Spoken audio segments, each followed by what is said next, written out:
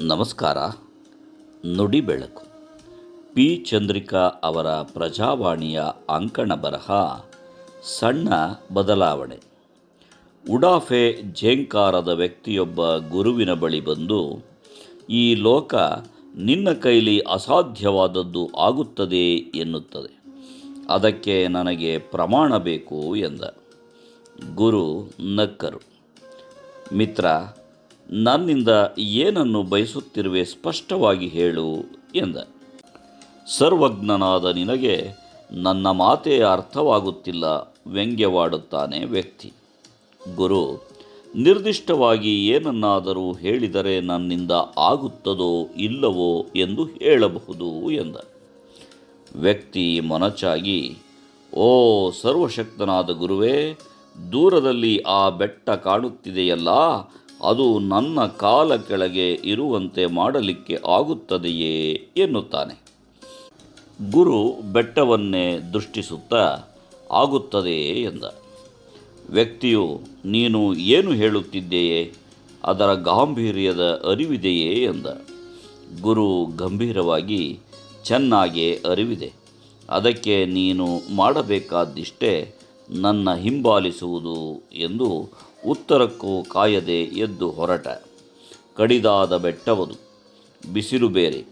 ಗುರು ಯಾವ ಆಸರೆಯೂ ಇಲ್ಲದೆ ಹತ್ತುತ್ತಿದ್ದರೆ ಅವನ್ನು ಪರೀಕ್ಷಿಸಲು ಬಂದ ವ್ಯಕ್ತಿ ಎದುರಿಸಿರು ಬಿಡುತ್ತಾ ಕೆಲ ಗಂಟೆಗಳ ನಂತರ ಇಬ್ಬರೂ ಬೆಟ್ಟದ ಮೇಲು ಭಾಗಕ್ಕೆ ತಲುಪುತ್ತಾರೆ. ಕೋಪಗೊಂಡ ವ್ಯಕ್ತಿಯು, ಬೆಟ್ಟ ನನ್ನ ಕಾಲ ಕೆಳಗೆ ಬಿದ್ದಿರಬೇಕು ಅಂದೇನೆ ಹೊರತು ಬೆಟ್ಟವನ್ನು ಹತ್ತಿಸು ಎಂದಲ್ಲ ಎನ್ನುತ್ತಾ ನಿಂದಿಸಲು ಆರಂಭಿಸುತ್ತಾನೆ. ಗುರು ಶಾಂತಚಿತ್ತನಾಗಿ, ಯಾವುದಾದರೂ ಸರಿಯೇ, ಬಾ ಎಂದರೆ ನಮ್ಮ ಬಳಿಗೆ ಬರುವುದಿಲ್ಲ.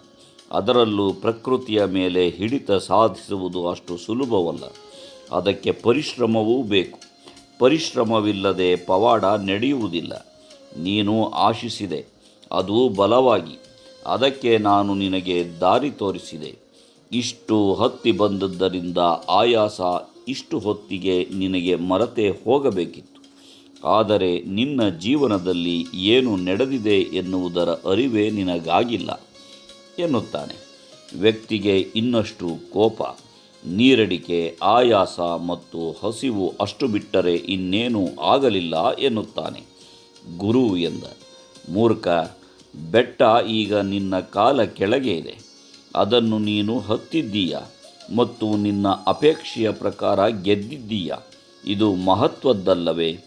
ಗುರುವಿನ ಮಾತುಗಳಿಂದ ವ್ಯಕ್ತಿಯ ಅಹಂಕಾರ ಒಡೆದು ತಪ್ಪಾಯಿತೆಂದು ಕಾಲಿಗೆರಗಿದ.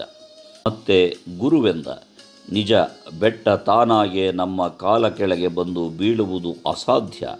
ಆದರೆ ನಮ್ಮ ಸಾಧನೆಯಿಂದ ಬೆಟ್ಟವನ್ನು ಹತ್ತಬಲ್ಲೆವು. ಹಾಗೆ ಹತ್ತಿದ ಮೇಲೆ ಅದಕ್ಕಾಗಿ ಪಟ್ಟ ಕಷ್ಟ ಮರೆಯುತ್ತದೆ. ಸಾಧನೆಯ ಸಾರ್ಥಕತೆ ನಮ್ಮ ಮನಸ್ಸಿನಲ್ಲಿ ಮೂಡುತ್ತದೆ. ಗೆಲ್ಲುವುದು ಎಂದರೆ ಯಾವುದನ್ನೋ ಕಾಲ ಕೆಳಗೆ ಹಾಕಿ ತುಳಿಯುವುದೆಂದುಕೊಳ್ಳಬೇಡ. ನಮ್ಮ ಆಲೋಚನೆಯಲ್ಲಿ ಸಣ್ಣ ಬದಲಾವಣೆ ಬೇಕು.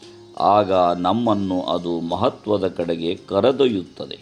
ನಮ್ಮ ಆಲೋಚನೆಗಳನ್ನು ಅಹಂ ಇಲ್ಲದೆ ಕ್ರಿಯಾತ್ಮಕವಾಗಿ ತೊಡಗಿಸಿಕೊಂಡರೆ ಅದಕ್ಕಿಂತ ದೊಡ್ಡದು ಯಾವುದೂ ಇಲ್ಲ. ನಮಸ್ಕಾರ. ಧನ್ಯವಾದಗಳು.